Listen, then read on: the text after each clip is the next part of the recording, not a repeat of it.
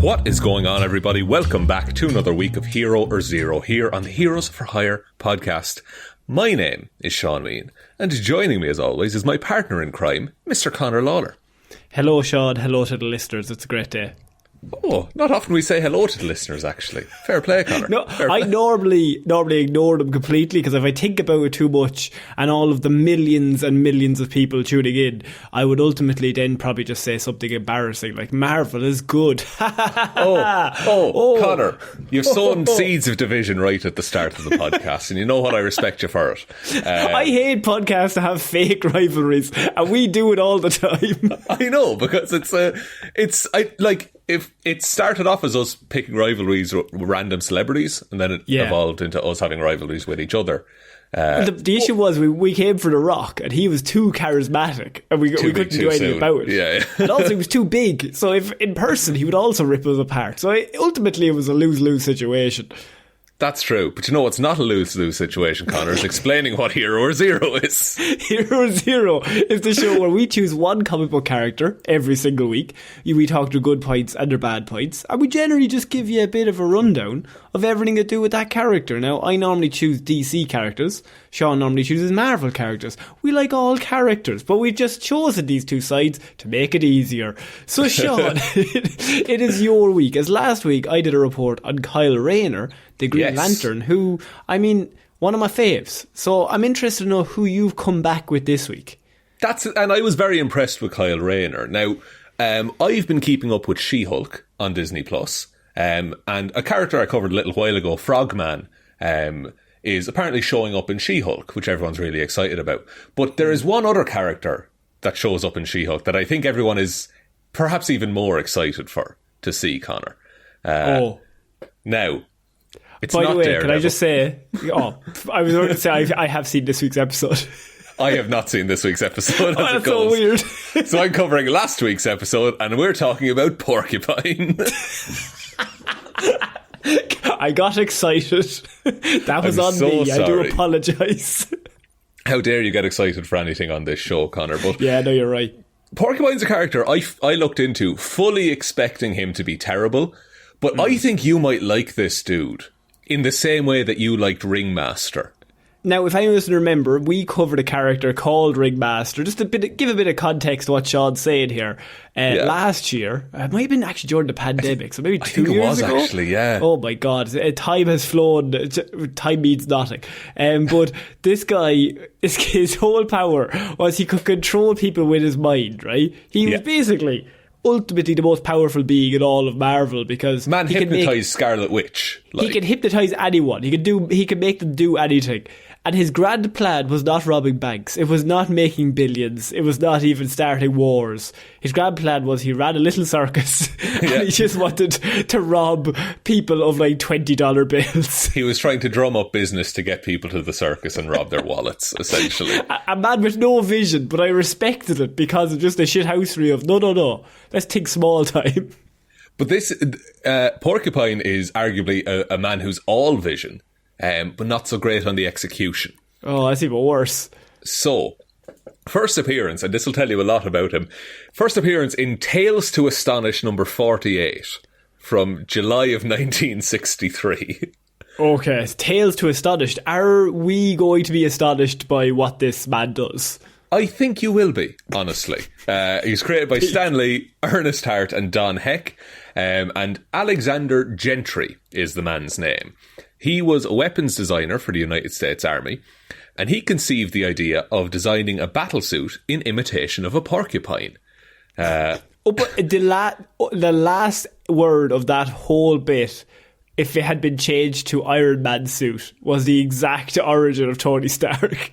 Honestly, pretty much. He does come up against some Iron Man villains, but mainly in Ant-Man. Ant-Man appeared in Tales to Astonish, and Porcupine was originally an Ant-Man villain. Why did Stan Lee take Porcupine? I suppose, why did spiders take off? It's just animal-based villains at this point. It was just win after win for Marvel. So the suit was covered with quill-like projections for defence, and he could shoot the quills, which would often contain gases or chemicals, from tubes within the quills. So now, when you say quills, you're saying quills a lot. Quills are spikes? Spikes. Porcupine spikes are called quills. I'm using correct porcupine terminology. I've never read a book, Shaun. Okay. Fill me in per chance like I'm a fucking idiot, please. Well, that's fair because, well, I think we can both empathise with this. Gentry spent months working overtime to create his porcupine battle suit. He was enormously proud of his achievement when the suit was finished, and he believed the invention was worth a fortune.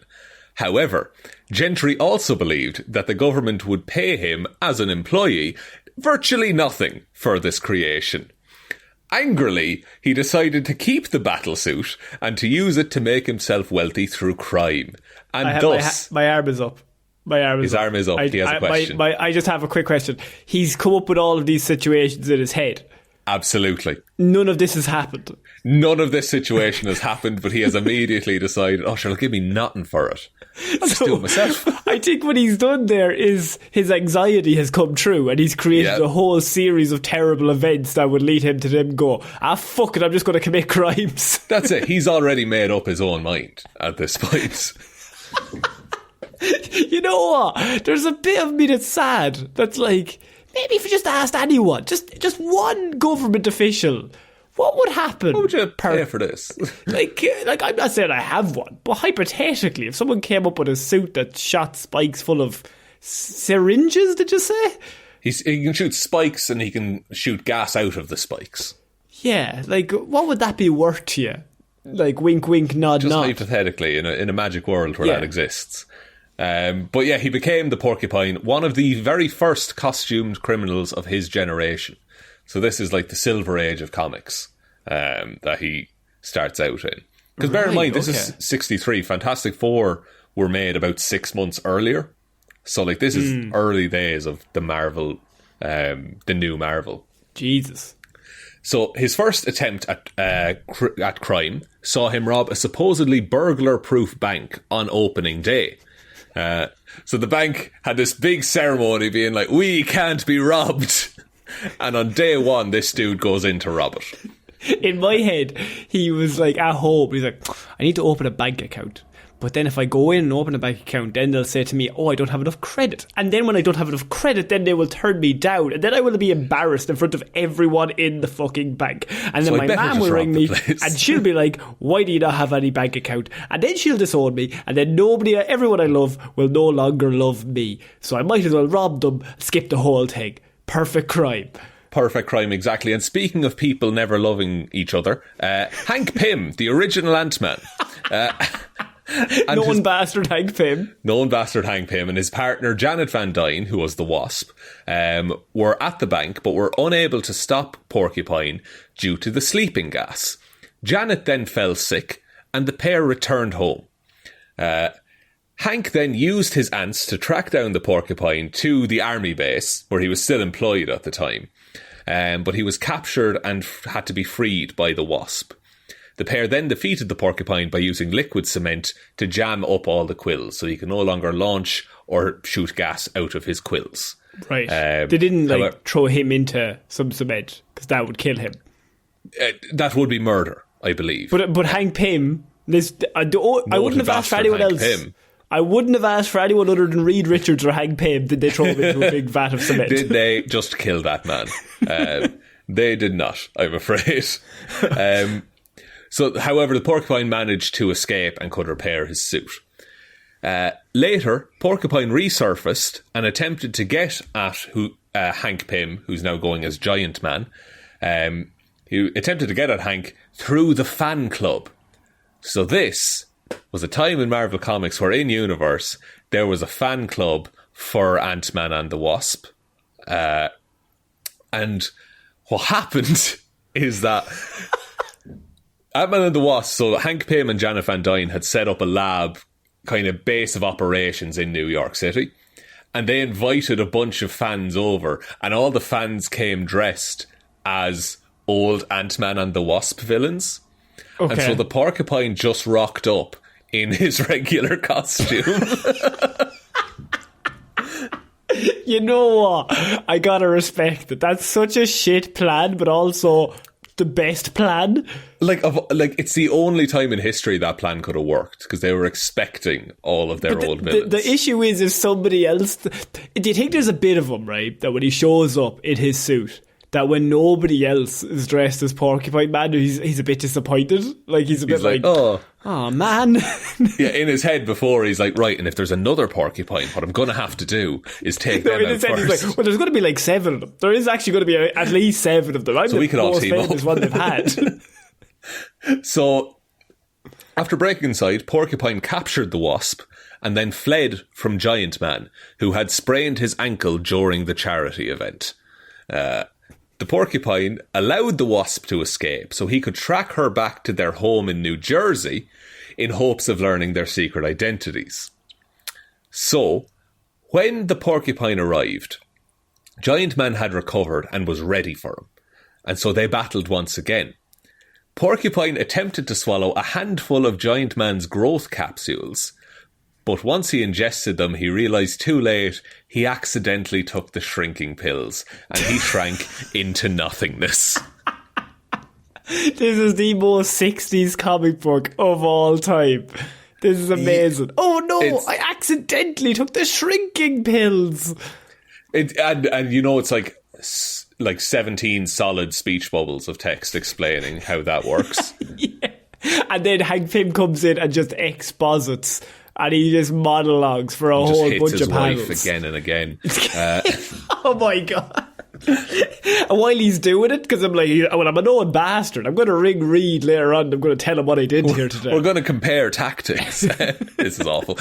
So eventually, the effect of the shrinking capsules wore off, and the Porcupine, again at normal size, was among many costumed menaces that Dr. Doom assembled to disrupt the wedding of Reed Richards and Susan Storm of the Fantastic Four. He's going from Pym to Richards. That's dangerous. It's a dangerous step for any man to make. So his self-confidence was shaken, Connor, because he'd been... From the very start, it's been shaken. From the very start, this man has no confidence at all. And then he was defeated again and again by Ant-Man and the Wasp. And so he received an invitation from Count Lucino Nefaria, who was kind of a powerful head of the Magia, which, for those that don't know, the Magia in Marvel Comics is the Mafia, but they were afraid in the 60s to write the words Mafia for fear of Stan Lee repercussions. thought he'd outsmart the Mafia by changing one letter. Yeah, by going one letter further in the alphabet. So they set up a team of kind of costumed agents that they would use to accomplish their deeds. Among the agents were a character called the Eel, the Plant Man, the Scarecrow, who we have covered. And these became Porcupine's friends, and he would ally himself with them in the future as well. Porcupine and the other costumed agents aided Count Nefaria in his attempt to hold Washington, D.C. for ransom. However, the original X-Men thwarted Nefaria and all of the costumed agents. There's no way that the X-Men are an equal menace or like opposition to a man dressed in a porcupine costume. I would argue X-Men The Last Stand, there is that man who can shoot spikes out of his body for a distance of about 4 inches. He can create them constantly and like shoot them out. Porcupine Man is just dressed in a porcupine suit. Charles Xavier could make him forget his own name. Connor, the porcupine suit is worth millions though. Like Cyclops would just have to look at him and just laser him into next week. Well, look, that's a fair point, but there was a lot of costumed people at this fight. So the Porcupine succeeded in avoiding being taken prisoner. So he's a free man. In avoiding dying. He escaped with his life. And he blamed the failure of the operation of holding the entirety of Washington, D.C. for ransom. He blamed that on Nefaria and the other agents. So he's like, those guys are the reason it messed up. Not me. It's actually a perfect crime. Like, we had the X-Men right where we wanted them before they started using their powers. Yeah, if we could have just stopped the X-Men using their powers, we would have been home We would have free, fucked boys. them right up. Fist to fist, I would have had him. However, Porcupine suspected that, in fact, he himself was inadequate for the role of being a quote-unquote super villain, battling superhuman opponents. That's so sad. He realises after this, look, I'm not fighting the X-Men.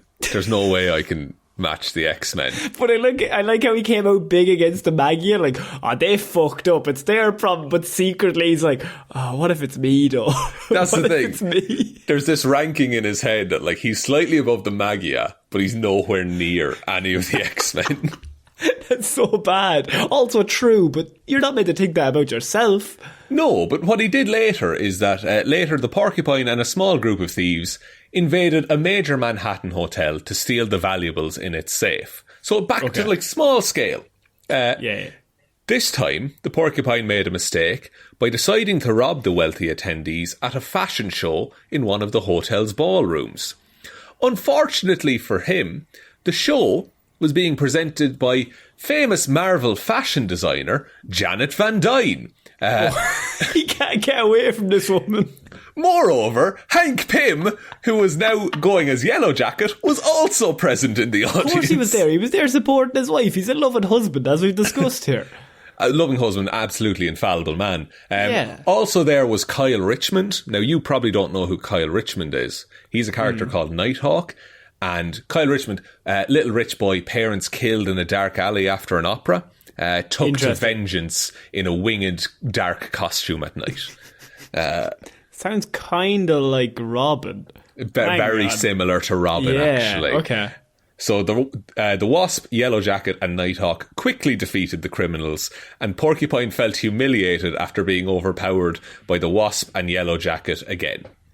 But is the idea that if they had never got into that ballroom conference area, like, they would have gotten away with it? They would have just robbed the safe, no one would have known, and they would have left. But he's like, let's go pick all their pockets. Let's go rob them all while they're enjoying some fashion. When he's seen Janet, he's like, for shit. Fuck's sake, Jesus. Probably, like, his heart must have dropped, and then he looks around and all he sees is the face of Hank Pym.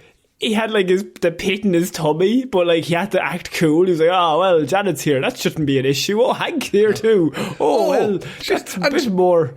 Batman! Oh, it's Batman Light. So, he was arrested. Porcupine was arrested. And in prison, he vowed to never be defeated again. And to ensure this, he decided never to wear the porcupine suit again. He's fully given up. He's so shit. He's lost every battle. That's got to the point where he's just given up. It's not worth it. He just can't lose anymore. Like, His himself, confidence. It will break him if he has one more loss. I love, in my head, he's tapping his forehead like, can't lose if I never dress up, can I? Can't lose. Ha-ha. And so what he did was, so he served his time. Like, he just served his prison sentence and legally got released from prison. Porcupine. He's like, but he's still in the back of his head is like, the porcupine suit is the best thing that anyone's ever made. So he tries to sell it. And he tries to sell it to groups like AIM, Hydra, the Kingpin, the Magia, and the Serpent Society. They're much more likely to rob him yes, than the government absolutely. are. Now, but what's worse is, most of them don't even want it. They're like, there's no point in us buying this. Some people offer him like $100 for it as well. What use is the porcupine suit to Kingpin? What the fuck is Kingpin going to do with that suit? Nothing. Yeah. Actually, the Serpent Society, I don't have this in the report, but it's just in my head, is that the Serpent Society, they're like, okay, but there's never been like a successful crime pulled off while wearing the porcupine suit. And so he's like, I'll prove it to you. And he goes and picks a fight with Captain America to try and defeat him. No, in my head he's like, I'm going to go fight Hulk. I'll show you. Watch this. I'm going to fuck Hulk up. And so, in despair, so none of the like teams of villains want his suit just at all. Go to the government and just say, I've reformed. I have a cool thing. Would you like it? Well, what he does, it's kind of similar. He tries to sell it to the Avengers. His argument being that it would prevent it from falling into the hands of their enemies. But he just tried to sell it to all their enemies before he went there. Well, but now he's desperate. Semantics. And he talks to Captain America again. And Captain America is intrigued by the proposal, not so much for the suit, but because he was like, wait, you got a meeting with the Serpent Society. And so he's like, I want to take them down. I'm trying to hunt them down. That's like Diamondback and things like that is in the Serpent Society. And so Captain America agrees that the Avengers will buy the Porcupine suit if Porcupine helps him get to members of the Serpent Society. It's the equivalent of Steve Rogers giving him €20 and telling him to fuck off. Like, here's for your trouble.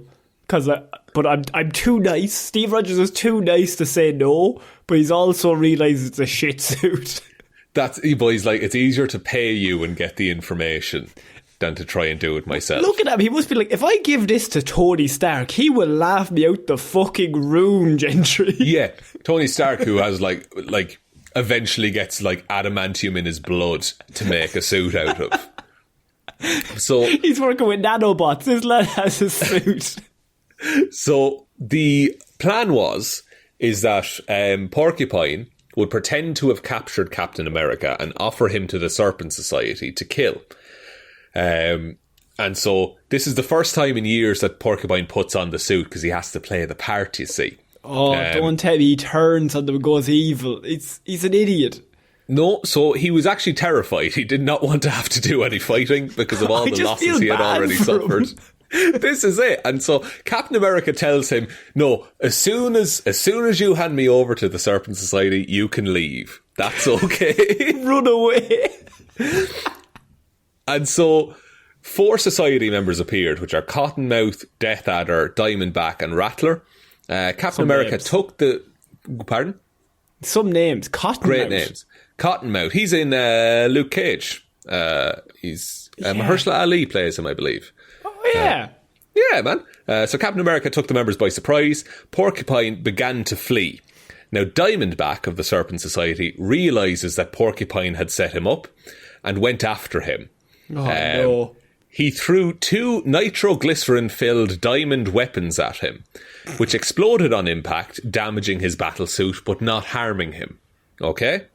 Oh, no, but the battlesuit's where his value as a human comes from. Literally, seeing his only valuable asset, the costume, damaged, he flew into a rage and attacked Diamondback. In my head, he's like, nah, I'm jumping into the sea. She again damaged the suit somehow, and as he tried to escape her, he tripped and fell, Connor. Oh no, gravity took him out.